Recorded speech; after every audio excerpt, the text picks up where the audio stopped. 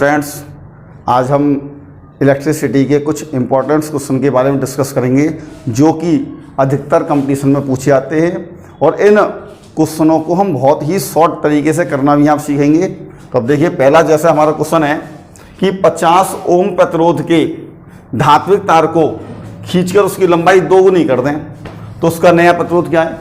इसका एक ही लाइन में केवल आंसर आपको देखिए, प्रतिरोध है 50 ओम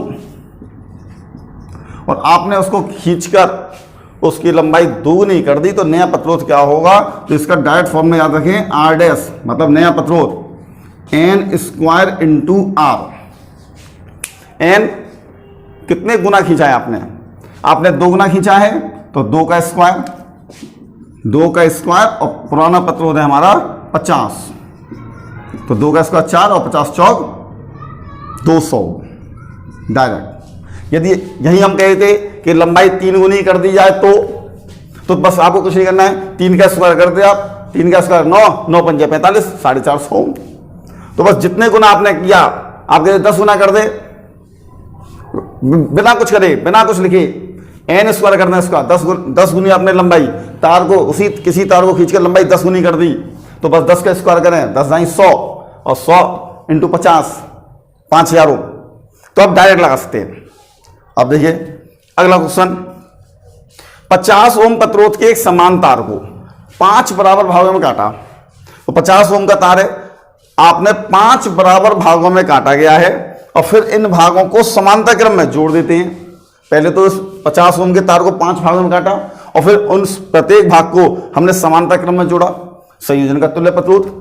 और 50 ओम के तार को जब हम 5 भागों में काटेंगे तो प्रत्येक भाग का प्रतिरोध कितना हो गया 10 ओम, 50/5।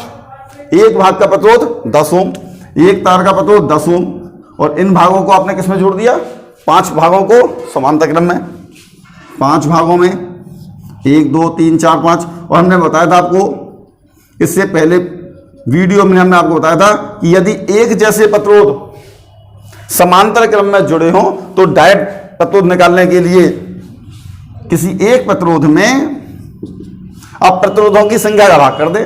तो एक प्रतिरोध है 10 और प्रतिरोधों की संख्या है 5 तो 10/5 डायरेक्ट 2 ओम। तो आंसर है 2 ओम। अब देखिए थर्ड क्वेश्चन हमारा कि 2 प्रतिरोध R और 2R एक विद्युत परिपथ में समांतर क्रम में जुड़े हैं तो R और 2R में उत्पन्न ऊष्मीय ऊर्जा का अनुपात क्या होगा। अब ये देखिए समांतर क्रम में जुड़े हैं, आपको मालूम होगा समांतर क्रम में विभवांतर बराबर होता है तो ऊर्जा का आप ऐसा कोई फॉर्मूला लें जिसमें कि विभवांतर हमें अनुपात चाहिए जिससे कि वो विभवांतर आपस में कैंसिल हो जाएंगे। तो हमें चाहिए 2 प्रतिरोध R और 2R में ऊष्माओं का अनुपात। तो हम फॉर्मूले लगाएंगे H1/H2, हमें ऊष्मा का अनुपात चाहिए तो हम विभवांतर का फॉर्मूला लेंगे V²T/R1 और दूसरे 2R में अपन ऊष्मा V²T/R2।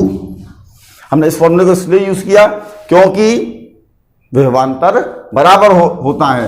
अब V²T से V²T कैंसिल हो गया, R2/R1 और R2 की वैल्यू कितनी है 2R, R1 की वैल्यू R, ये कट गया, आंसर आ गया 2:1।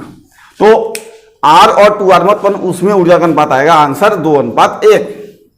अब यदि यहीं पर क्वेश्चन आपका ये होता कि R और 2R एक विद्युत परिपथ में श्रेणी क्रम में जुड़े हैं, यदि ये दोनों प्रतिरोध श्रेणी क्रम में जुड़े होते तब ऊष्मा का अनुपात पूछता। आपको मालूम है यदि 2 प्रतिरोध श्रेणी क्रम में जुड़े हों तो उनमें धारा का मान समान होता है क्योंकि श्रेणी क्रम में धारा समान होगी। तब हम ऐसा फॉर्म लेंगे ऊष्मीय ऊर्जा का जिसमें कि धारा आती हो। जब धारा आएगी तो हम फॉर्मूला आपको मालूम होगा लगाएंगे H1/H2 बराबर I²R1T क्योंकि धारा समान है, I²R2T ये कैंसिल हो गया था और R1 का मान R और R2 का मान 2R, तब आंसर होता है 1:2। तो यदि समांतर क्रम में जोड़ रहे हो तो हमने इस फॉर्मूले को यूज किया विभवांतर वाले को, और यदि यहीं पर हमारा क्वेश्चन होता है कि श्रेणी क्रम में जोड़िए तब ऊष्मा का अनुपात क्या होगा, तब हम धारा वाला फॉर्मूला लगाते। तो ये कौन सा फॉर्मूला कहां यूज होना है ये हमें देखना पड़ेगा कि ये किस क्रम में जुड़े हैं, श्रेणी क्रम में जुड़े हैं कि समांतर क्रम में जुड़े हैं। तो आप डायरेक्ट आप लगा सकते हैं। अब देखिए अगला क्वेश्चन, बहुत ही अच्छा क्वेश्चन है ये। एक 220 वोल्ट 100 वाट का बल्ब 110 वोल्ट की सप्लाई से जुड़ा है, बल्ब में व्यय होने वाली शक्ति क्या होगी?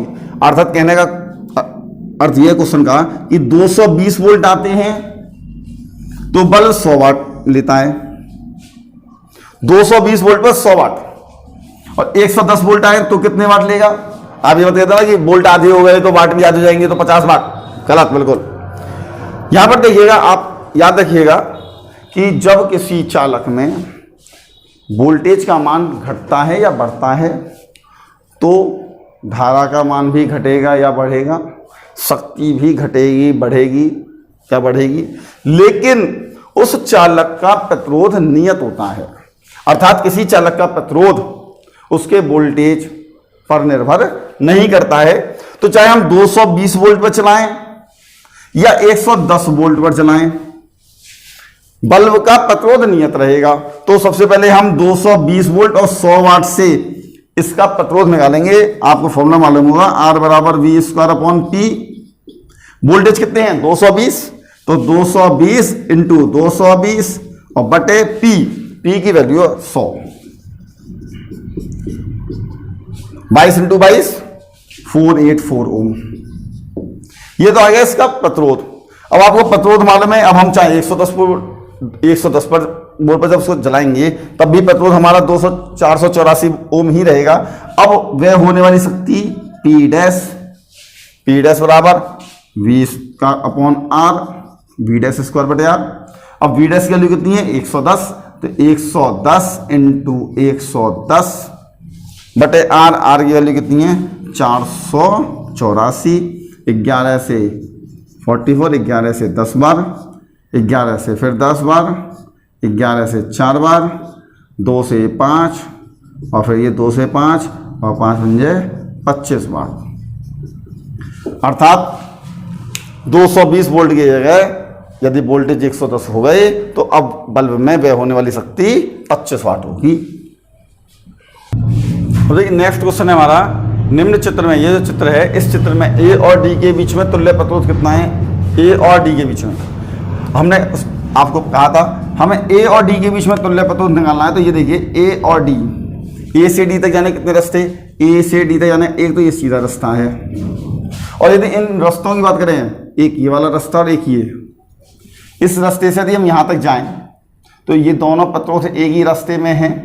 तो एक ही रास्ते में जो प्रतिरोध होते हैं वो श्रेणी क्रम में, तो इनका परिणाम ये हो गया 3 और 3 6। तो यदि हम इसका एक डायग्राम बनाए तो यहाँ पर 6 हो गया, इसका ये सारा ए पर, फिर ये दूसरा जो 6 ओम का है ये सी पर, ये दोनों सी पर जुड़े हुए हैं 6 ओम, ये 3 ओम और फिर ये 3 ओम, ये डी। अब ये 6 ओम और ये 6 ओम, ये दोनों 6 ओम हुए समांतर क्रम में, तो इनका परिणामी 6/2 अर्थात 3 ओम, तो इनका परिणामी हो गया 3 ओम। हमें ए और डी के बीच में निकालना है। अब ए से डी तक जाने कितने रास्ते हो गए? एक तो ये और एक ये। अब ये दोनों प्रतिरोध एक ही रास्ते में है, तो इस श्रेणी के में 3 और 3 6, तो ये हो गया और नीचे 3, ए और डी 3 ओम। और यदि दो प्रतिरोध समांतर क्रम में हो तो इनका परिणामी प्रतिरोध निकालने के लिए हमने कहा था पहले इन दोनों का मल्टीप्लाई कर लें, 6 3 18 और बटे करके इन दोनों को जोड़ दें, 6 और 3 9, इनका परिणाम ही आ गया 2 ओम। तो इस पूरे चित्र का तुल्य प्रतिरोध है 2 ओम। अब नेक्स्ट क्वेश्चन है हमारा कि एक R ओम प्रतिरोध के तार को 10 बराबर भागों में काटकर, यदि आप R प्रतिरोध के तार को 10 बराबर भागों में काटेंगे तो हर तार का प्रतिरोध हो गया R/10, और फिर इन भागों को समांतर क्रम में जोड़ते हैं। जैसे एक तार, इसका प्रतिरोध R/10, 10 भाग करे हैं, इन सबको समांतर क्रम में काटा है, जोड़ा है हमने। तो 1 2 3 4 5 6 7 8 9 और ये 10, इन सबको समांतर क्रम में जोड़ दिया, सबका प्रतिरोध है R/10। इनका परिणामी निकालने के लिए हमने कहा था यदि समांतर क्रम में एक जैसे प्रतिरोध हों तो किसी एक प्रतिरोध में प्रतिरोधों की संख्या से भाग कर दें आप, तो यहाँ पर कितने प्रतिरोध हैं 10, तो R/10 अपॉन 10 R/100, आंसर आ गया 0.01 R, आंसर है 0.0। भाई नेक्स्ट क्वेश्चन हमारा है कि बराबर लंबाई के 4 तार जिनमें प्रत्येक का प्रतिरोध 5 ओम है, एक वर्ग की आकृति में जोड़े गए हैं। तो एक वर्ग की आकृति में हम चारों प्रतिरोधों को जोड़ दें, एक प्रतिरोध, दूसरा, तीसरा और ये चौथा। चारों प्रतिरोध 5-5 ओम के हैं। क्वेश्चन है वर्ग के दो विपरीत कोणों के बीच तुल्य प्रतिरोध। दो विपरीत कोने, एक ये कोना ले लिया हमने, एक ये ले लिया, इसके नाम डाल दिए ABCD। तो हमें A और C के बीच में तुल्य प्रतिरोध निकालना है। तो A से C तक जाने के कितने रास्ते हैं? A से C तक जाने के 2 रास्ते, एक ये और एक ये दोनों प्रतिरोध एक ही रास्ते में हैं, तो इनका तुल्य प्रतिरोध हो गया 10 ओम। 10 ओम।